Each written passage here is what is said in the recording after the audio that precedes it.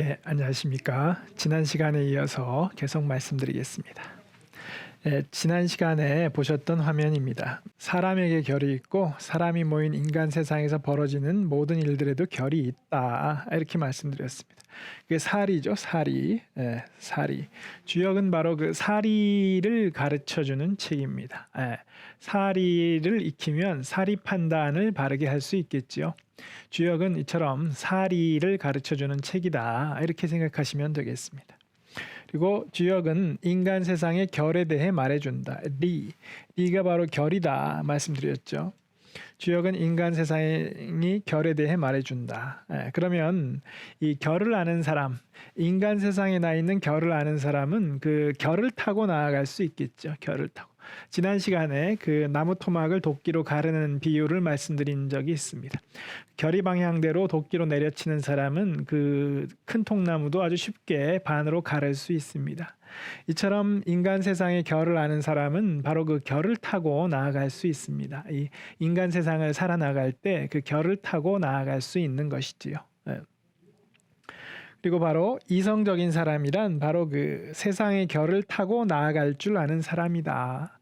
이렇게 말씀드릴 수 있겠습니다.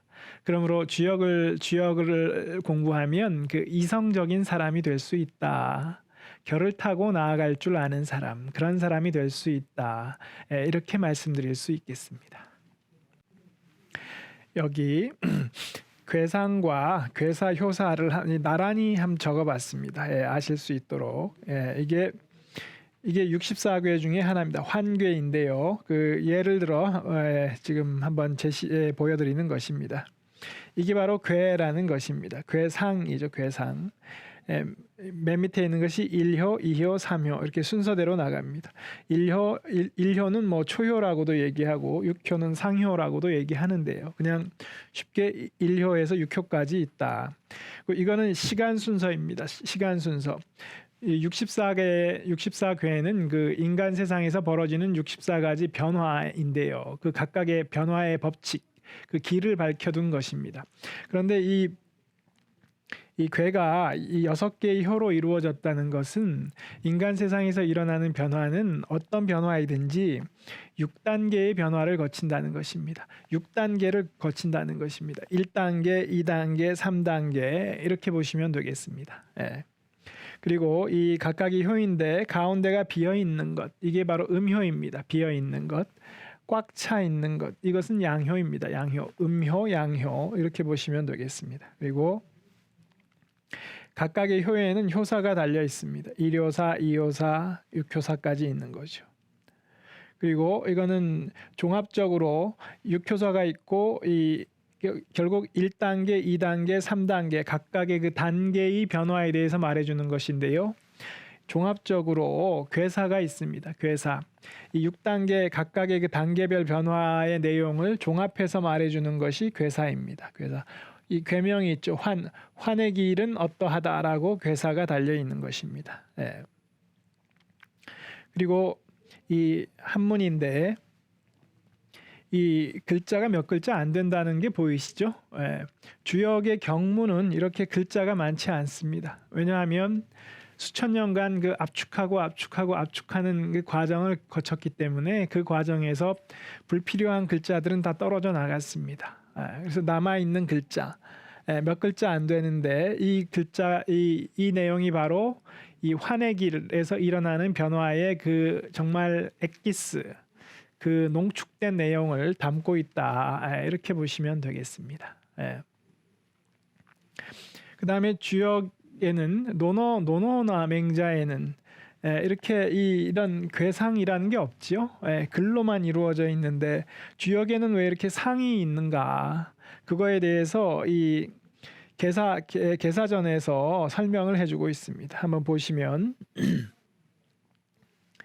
글은 말을 다하지 못하고 말은 뜻을 다하지 못한다. 그러한즉 성인의 뜻 그조차 나타낼 수 없음이랴. 이에 성인이 상을 세움으로써 뜻을 다하신 것이다. 내용을 보면 글은 말을 다하지 못한다. 말은 뜻을 다하지 못한다. 그렇죠? 우리가 마음속에 담고 있는 뜻을 말로 표현할 때 그 마음속에 담고 있는 뜻을 말로 다 표현하지 못합니다. 그래서 답답한 경우가 있지요. 예. 그리고 더 나아가 이 말로 할 수 있는 내용을 글로 적어서 표현하려면 역시 그 말로 전할 수 있는 내용을 다 글로 표현하기가 쉽지 않습니다. 그래서 답답한 경우가 많죠. 말이나 글이라는 것은 매우 그 제한된 수단인 것입니다. 그 때문에 그 성인의 뜻을 다 나타낼 수 없어서 조금이라도 더 성인의 뜻을 더 전달하기 위해서 별도로 상을 세웠다. 이 상을 세움으로써 그 성인이 나타내고자 하는 뜻을 좀 더 마저 나타내려고 했다. 이렇게 말하고 있는 것입니다. 그 때문에 이 글 외에 상이라는 것이 있다는 것입니다.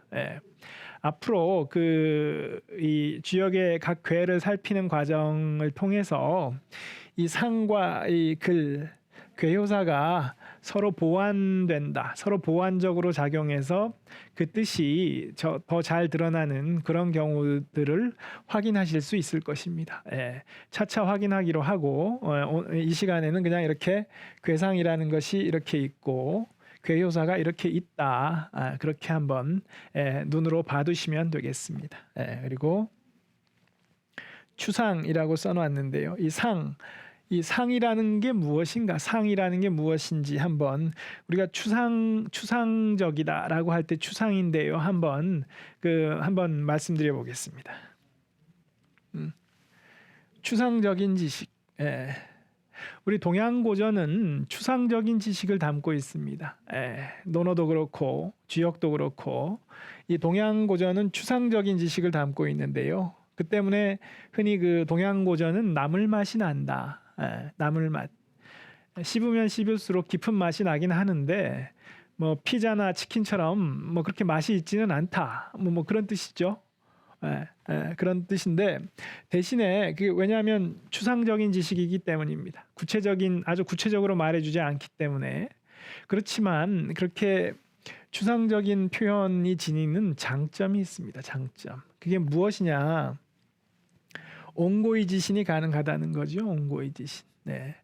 이 옹고이지신 5글자는 많이 아는데 그 뒷부분을 모르시는 경우가 많습니다. 논어에 나오는 말인데 온고이지신 가이위사의 뒷부분은 온고이지신 옛것을 우리여서 새것을 알 수 있다면 남을 이끄는 사람이 될 수 있다는 것입니다. 이 사는 이 스승사자인데요. 원래의 뜻은 스승이라기보다 원래의 뜻은 남을 이끄는 사람입니다. 남을 이끄는 사람이 스승이기도 한데 남을 이끄는 사람이 될 수 있다는 것이죠. 그러니까 공자님이 제시한 남을 이끄는 사람의 조건은 뭐냐 하면 옛것을 우리여 새것을 알 수 있는 사람입니다. 핵심은 공자님은 남을 이끄는 사람이 되기 위해서 남보다 많은 지식, 남보다 많은 정보를 가지고 있어야 한다고 말씀하지 않으셨습니다. 왜냐하면 한번 생각해 볼 대목인데 남보다 많은 지식을 가지고 있다는 것은 금방 소용이 없게 됩니다. 왜냐하면 자고 일어나면 새로운 지식이 나오지요. 오늘날 많은 지식이 범람하고 있습니다. 많은 정보가 범람하지요. 그런데 날이면 날마다 쏟아져 나오는 그 정보들을 일일이 내가 다 배우겠다, 내가 다 기억하고 있겠다라고 쫓아다니기 시작하면 한도 끝도 없습니다. 그리고 내일이면 또 새로운 정보가 쏟아져 나오기 때문에 오늘 제가 외우고 있는 정보가 내일이면 소용이 없어질 수도 있습니다. 그렇기 때문에 남을 이끄는 사람이 되기 위한 조건은 남보다 많은 정보를 외우고 있는 것은 아닙니다. 새로운 상황이 닥치면 그 외우고 있는 정보가 쓸모가 없어지기 때문이지요. 그러므로 공자님께서는 이 남을 이끄는 사람이 되기 위한 조건으로 옛것을 우리여서 새것을 알 수 있는 능력, 그것을 요구하신 것입니다. 탁월한 해안이시죠. 옛것을 우리여, 내가 이미 알고 기존에 가지고 있는 지식, 지혜를 바탕으로 새로운 것이 나타났을 때 그 새로운 것을 해석할 수 있다면 그런 사람이라면 남을 이끌 수 있다는 것입니다. 예. 이 조언은 40대 이상의 분들에게 중요한 조언입니다. 40대 이상. 예. 대체로 회사에서 대리까지, 과장까지는 남보다 많은 지식을 가지고 있다. 남보다 많은 정보를 가지고 있다는 것으로 유능한 대리, 유능한 과장이 될 수 있습니다. 그렇지만 부장이 되면 얘기가 달라집니다. 부장이 되면 40대죠. 40대가 되면 얘기가 달라집니다. 40대가 되신 분들은 뭐 느끼시겠지만 나날이 기억력은 감퇴하고 20, 30대 젊은이보다 기억력이 떨어지죠. 40대 부장이 이 대리 과장보다 더 많은 정보를 가지고 있는 것으로 대리 과장과 경쟁하겠다. 그러면 그 사람은 무능한 부장이 될 것입니다. 이미 보다 많은 정보를 외우겠다는 것은 이미 안 되는 거죠. 젊은이에게. 그 두뇌가 파릇파릇 살아있는 젊은이에게 안 되는 거죠. 대신에 40대 부장이 지녀야 할 조건은 이것입니다. 공자님이 말씀하셨죠. 옛 것을 우리여서 새 것을 알 수 있는 능력. 이것이라면 그리고 대체로 40대 부장은 이것을 가지고 있기 때문에 20, 30대 대리 과장을 이끌 수 있는 것입니다. 그들보다 최신 정보는 뒤지지만 이게 있는 거죠. 이게 무엇이냐? 추상적인 지식입니다. 추상적인 지식.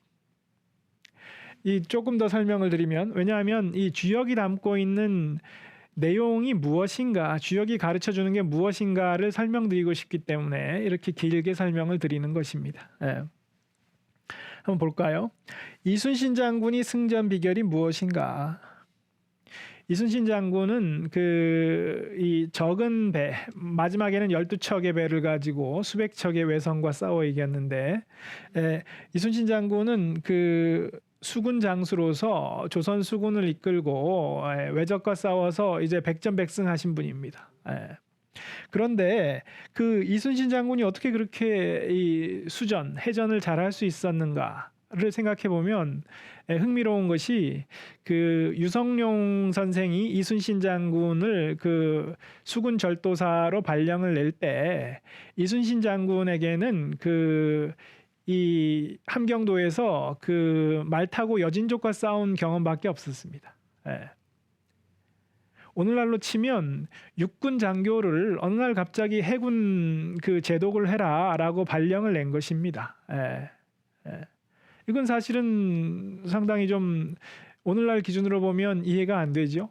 육군 장교를 어느 날 갑자기 해군의 경험이 한 번도 없는데 어느 날 갑자기 해군 제독을 하라고 인사 발령을 낸 것입니다. 그리고 유성룡은 이순신이 그 역할을 해낼 것이라고 봤습니다. 어렸을 때부터 같은 동네에 살면서 이순신의 댐댐이를 알고 있었거든요.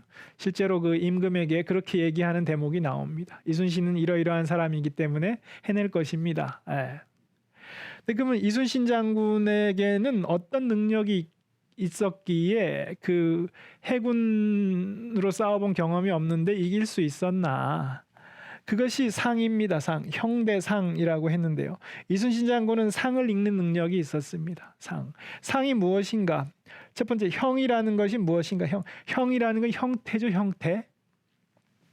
가령 이 이순신 장군이니까 전투를 한다.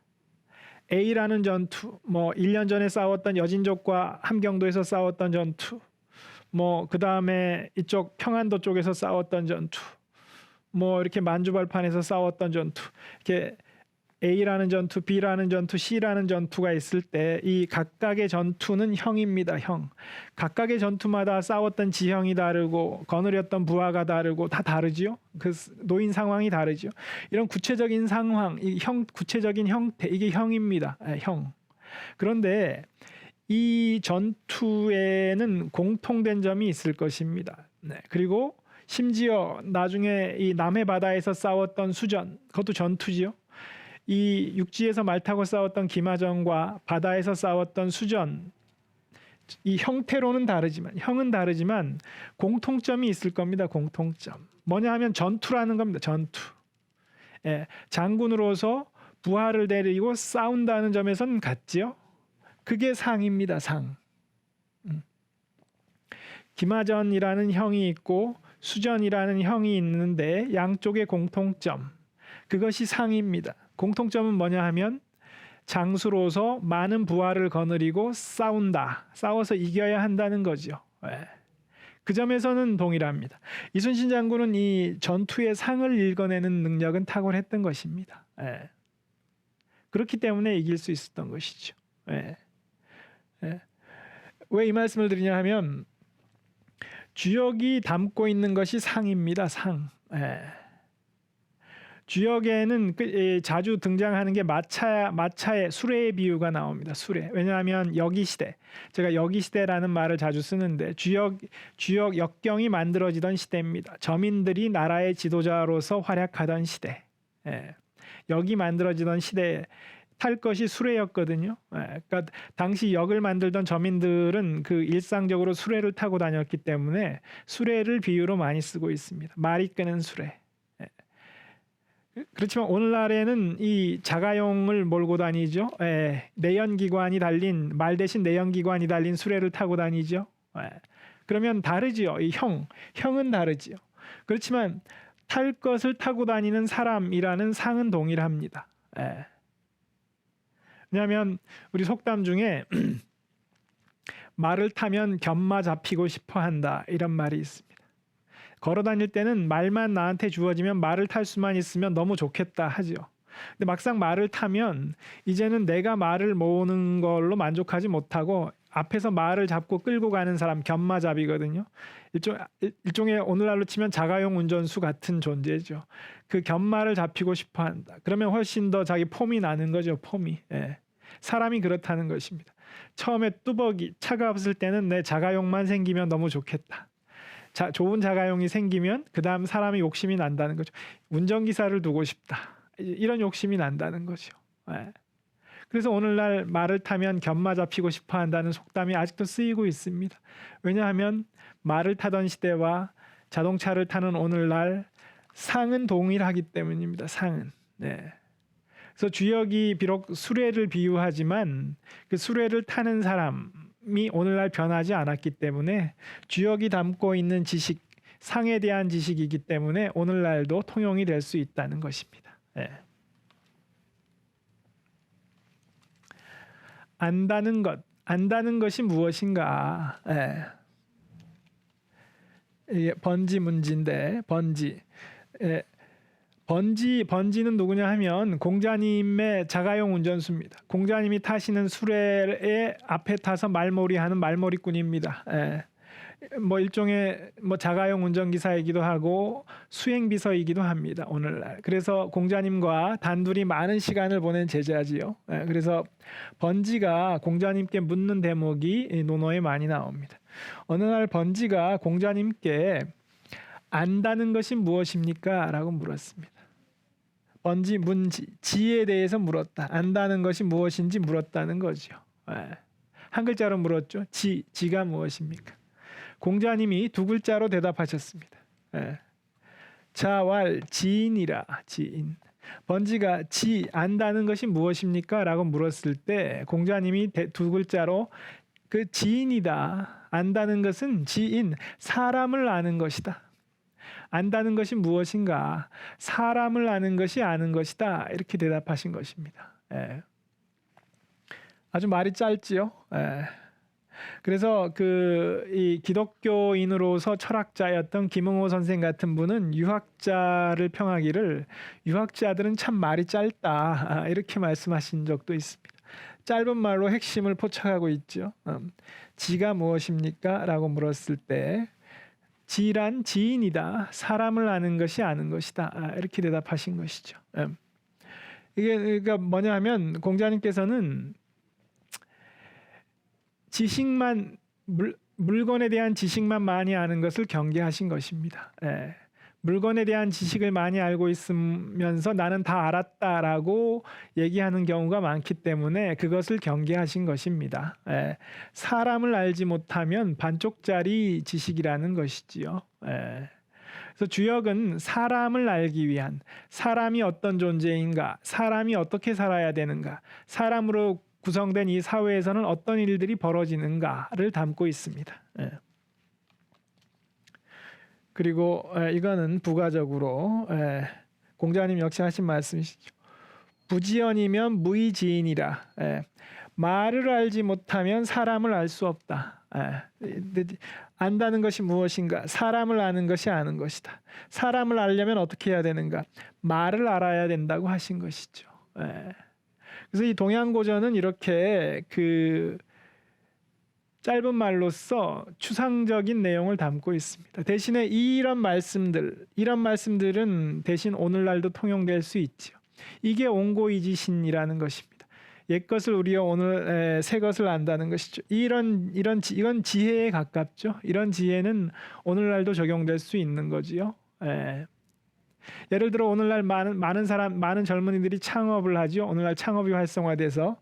근데 그 망하는 경우를 보면 대다수가 그 업무 지식이 부족해서라기보다는 사람을 알지 못해서 망하는 경우가 많죠. 이 공자님이 경계하신 사람을 알기 전까지는 아직 너의 알미 완벽한 게 아니다. 너의 알은 아직 반쪽짜리다라는 말씀이 오늘날도 통용될 수 있는 것이죠. 왜냐하면 군더더기를 걷어낸 추상적 지식이기 때문에. 주역이 담고 있는 지식들도 비슷합니다. 그래서 주역이 말이 아주 짧은 것입니다. 구체적인 내용을 걷어내고 압축적인 지식, 추상적인 지식을 전하고 있기 때문입니다. 주역의 활용법, 주역을 어떻게 활용할 것인가? 경목요결이죠. 율곡 선생님이 말씀하신 내용입니다. 경목요결에 담겨 있습니다. 주역을 어떻게 활용해야 하는지, 주역이라는 책을 어떻게 읽을 것인지 말씀하신 것입니다. 다음의 역경을 읽어서 기륭과 존망, 진퇴, 소장의 기미를 일일이 관찰하기를 즐겨서 끝까지 연구해야 할 것이다. 왜냐하면 역경을 읽고 그 다음에 읽는 거에서 끝나지 않고 읽었으면 일상생활에서 기륭과 존망, 진퇴, 소장의 기미를 일일이 관찰해서 읽은 내용을 바탕으로 일상생활에서 이 기미, 조짐을 관찰해서 그 관찰하는 것을 즐겨서 끝까지 연구하라. 그러면 얻는 것이 있을 것이다. 주역은 읽는 것으로 끝나는 게 아니고 읽었으면 그 내용은 인간 세상에서 벌어지는 64가지 변화에 대해서 말하고 있기 때문에 내가 오늘 생활할 때 마주치는 매일매일 우리는 변화를 마주하지요. 어떤 변화를 마주하든지 그 변화는 주역에 담겨 있습니다. 왜냐하면 인간 세상에서 벌어지는 모든 변화를 64가지로 나눠서 담아놨기 때문에. 그래서 주역을 읽었으면 자신의 일상생활에서 이 변화의 기미, 조짐을 일일이 관찰해서 그런 관찰하는 걸 즐기라는 것입니다. 그렇게 하면 얻는 바가 있을 것이다. 이렇게 말씀하신 것이죠. 그리고 오늘날 우리가 주역을 읽는 그 이유가 무엇인가? 이것입니다. 여기 길흉회리는 행동으로부터 생겨나는 것이다. 계사전에 담겨 있는 말. 이 계사전이라는 것은 그 공자님이 주역을 해설해 놓은 역전입니다. 역전. 주역에는 경문이 있고 경문이 있고 공자님이 그 경문을 보충 해설한 내용 역전이 있습니다. 역전 중에 하나 10개의 역전을 공자님이 달아 놓으셨는데요. 그 중에 하나가 계사전입니다. 계사전에 상전과 하전이 있어서 그 계사하전에 있는 내용입니다. 공자님 말씀이죠.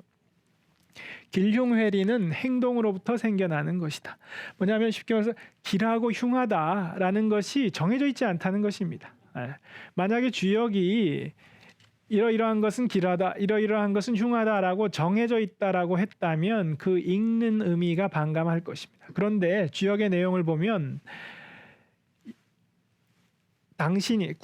주역은 군자가 주인공인데요. 그러니까 이 책을 읽는 사람이죠. 당신이 이렇게 행동하면 길할 것이다. 당신이 이렇게 행동하면 흉할 것이다라고 말합니다.